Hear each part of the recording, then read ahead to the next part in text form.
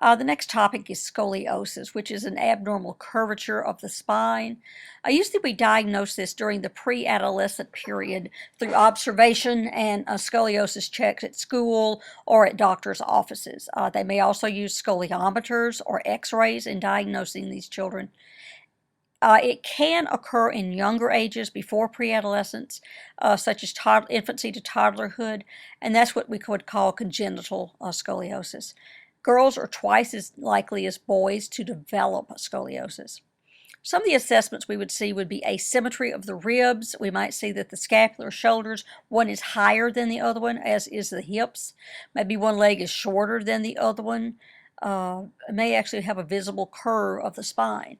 We note a lot of these things maybe through how clothing fits. It doesn't look like the clothing is straight. A shirt wouldn't be, or a skirt may be up on one side versus the other.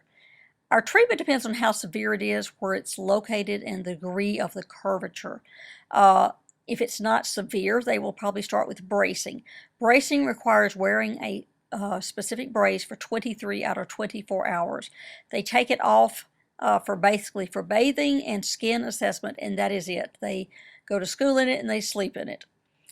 We have used this during the spinal growth spurts, which is around 14 and a half or so to girls and about 16 and a half to boys, because the bracing slows down the curving, does not fix it or does not cure it.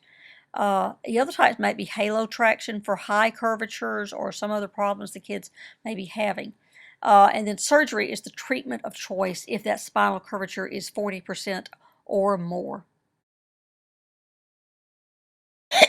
I'm so sorry. Okay, this is showing you the bracing that I was talking about on the previous slide. And there's different types of braces. There's a Milwaukee brace. There is a Boston brace. There's different types that fit a little bit differently. And they use them for different curvatures. The biggest issue with this is you can see it goes basically covering the entire thorax and back from the scapula all the way down to the hips.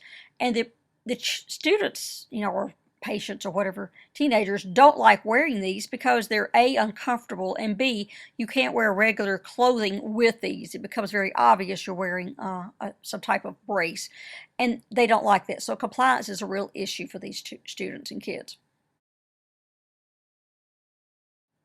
Okay, in this slide, it addresses the surgical interventions I mentioned earlier.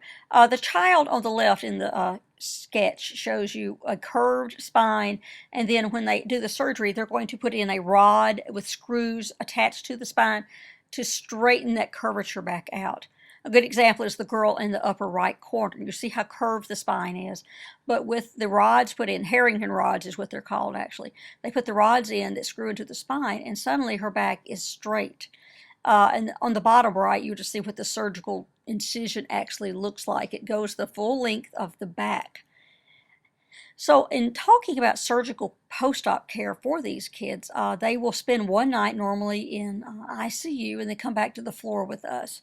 They will have a catheter in place, and they will have been fitted prior to surgery for a vest, a support vest that they would apply on them. They get these patients up quite quickly. They come back to us probably the morning after surgery, and by that afternoon, PT is in the room, puts the vest on them, and sits them up on the bedside and is ambulate them around the room. They continue with these ambulations to the kids. Basically, the patient begins to get some more strength back. They're normally in the hospital approximately 3 days. That's a good average, you could say, with them. Once the surgery is over and they begin to get feeling back and are able to, then they will go ahead and pull the Foleys. But make sure you tell the patient on the front end that they will have a Foley catheter when they come back.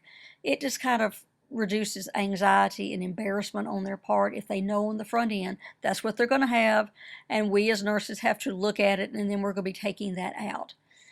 Pain meds, post-operatively, we may give them a PCA, but within the next probably 24 hours or so, we just switch them over to either IV pain meds or PO pain meds because, as I said, they don't stay in the hospital terribly long.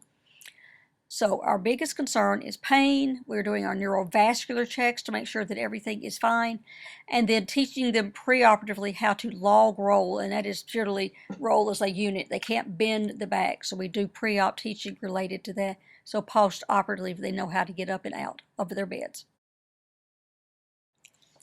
The next topic is leg calf's purse, and that's where they have an avascular necrosis of that proximal femoral epiphysis. It's like the femoral head begins to get necrotic. For some reason, they are not getting an adequate blood supply. Risk factors are trauma to that femoral head or some type of coagulation defects. But probably the biggest one is being a boy. It's much more common in boys and more common in ages 4 through 8 years of age. Very, very active period for them. Some of the signs and symptoms we see are complaints of pain in the hip and the thigh. Mommy, my leg hurts, and my leg is stiff, and complaints of muscle spasms and those sorts of things. Well, many parents just kind of blow it off. It's just growing pains, or he's running around a lot, all those sorts of things. But what happens, it begins to get stiffer, and then you may actually see shortening of the leg. So finally, when they take them in, they're going to need a number of x-rays because you want to rule out synovitis as a cause, and that requires 3 weeks of follow-up with x-rays on a regular basis. It actually occurs, leg calf's purse occurs in 4 stages. You have the synovitis stage, then the necrotic stage, then your fragmentation stage, and lastly your reconstruction stage where you're actually healing with deposit of new and healthy bone. But if you look at the time frame, we're talking a couple of years by the time it's all said and done. And this can be very difficult. That's a very, very long time to be dealing with a process like this. And it's very difficult considering the age of the child and what we have to do because they cannot be weight bearing on that hip during this period. They have to be on bed rest, basically. As far as treatment and taking care of a child with leg calf purse, they're going to be required, as I mentioned earlier, on rest, bed rest, basically non-weight bearing. We will be giving a lot of NSAIDs to try to reduce inflammation in the joints. Sometimes we fit them with some braces to help in that non-weight bearing status. Sometimes they actually have to be cast and go to surgery for a total hip resurfacing and replacement of that hip joint. And maybe they might even need traction. It is a self-limiting disease process, but the goal of care is to maintain hip integrity. So it's imperative that these kids not be weight bearing. And that's the biggest challenge for us with these children is keeping a 5 or 6-year-old non-weight bearing. They want to get up, they want to run around, etc. So we have to make sure that they are not up and actually running around and walking, putting weight on that hip. So a lot of support for the child and the parents. We want to make sure if they are in school that we continue with their education, getting homebound teachers possibly, that sort of stuff. Providing them developmentally appropriate stimulus and stimulation with maybe games, videos, TV, interactive types of things. And just encouraging the parents and the children to hang in there more than anything else because it becomes very frustrating for both of them. It's a very long process. Our last topic is juvenile idiopathic arthritis. In the past, you might have heard it called juvenile rheumatoid arthritis, but the new term we're using now is juvenile idiopathic arthritis. We're not really sure why it happens, thus the idiopathic term. And I think, this is a personal thing, but I think when they heard juvenile rheumatoid arthritis, they envisioned all the deformities and the contractures and things that you see in older people who do have rheumatoid arthritis. And it was terrifying for the parents. So this is a better explanation of what's going on. You see 2 peak ages. One very young, around 1 to 3 years of age. And then you see them when they get to be school age, around maybe 8 to 12 years of age. And in order to be diagnosed with this and to be certain that that's what it is, you have to have symptoms for at least 3 months. And those signs and symptoms would include things like fever, rash, the joint pain. It can be 1 or more joints involved. Swollen warm joints. If it's in a hip joint or a knee joint, you may see limping. Oftentimes stiffness in the morning when the child would get up. They have difficulty getting up and walking. And then limited ROM of the joints that are involved. We can actually do diagnostics through doing x-rays, looking at those joints, and then a slit lamp exam would work very nicely because one of the risks with this is uveitis, which is inflammation of the eye itself. So just if you have a child who's complaining of elbow, knee pain, hip pain, and it's not going away. This is something definitely. As I said, it takes a while to diagnose a child with juvenile idiopathic arthritis because it is a diagnosis of exclusion. They rule out every other possible reason for it before they're going to say this child does have juvenile idiopathic arthritis. You want to also note the number of joints that are affected because that kind of just will give us the description of what type of JIA they have. With polyarticular, you will have 5 or more joints involved. With polyarticular, you will have 4 or less joints. And if with systemic, you can have any number of joints, 1, 3, 5, it could be anything. The interesting thing is rheumatoid factor is only positive in only maybe 10% of the cases. So once again, another reason not to really call it rheumatoid arthritis because most of the kids do not even have a positive rheumatoid factor on them. The biggest complication is the uveitis, as I mentioned in the previous slide, and that's something that we want to make sure these children we stay on top of and that they're being examined for. They need ophthalmic exams at least every 6 months to look for this and to rule out complications related to it. So making sure parents understand the importance of having follow-ups and regular exams for these children for eye exams.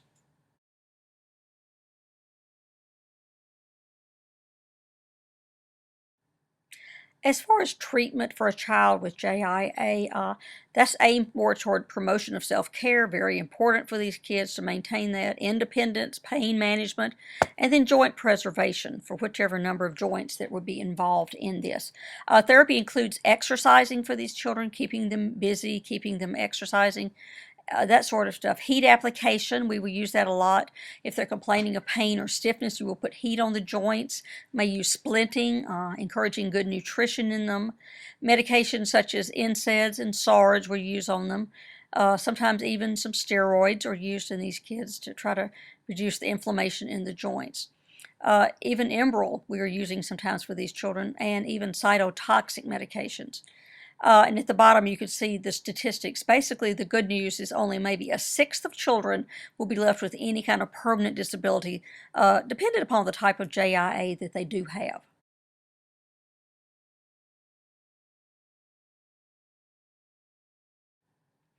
As far as caring for a child with JIA, we want to encourage self-care in these kids as much as possible.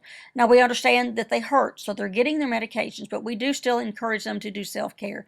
Bathing, take care of their ADLs, brushing their teeth, getting dressed, all those sorts of things. Now, if they're having specific issues with fingers and they can't get buttons done, maybe we could assist them with those sorts of things. But by and large, we are encouraging them to do things on their own.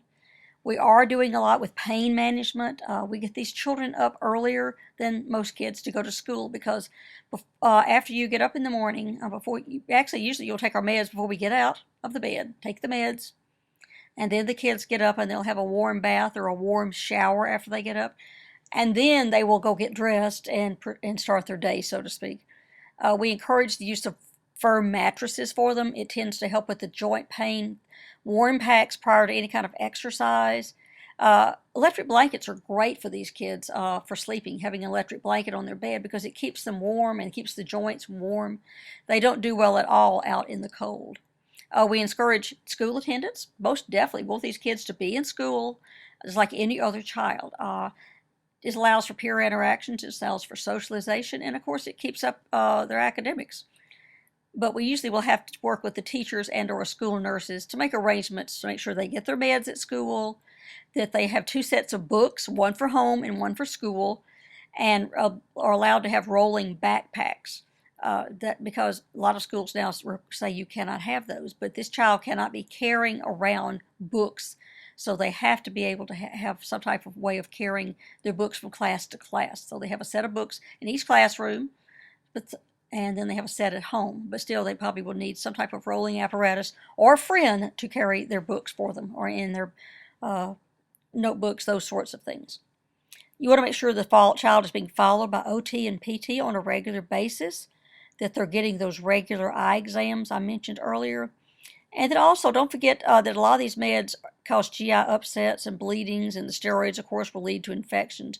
So making sure that we're monitoring for any types of adverse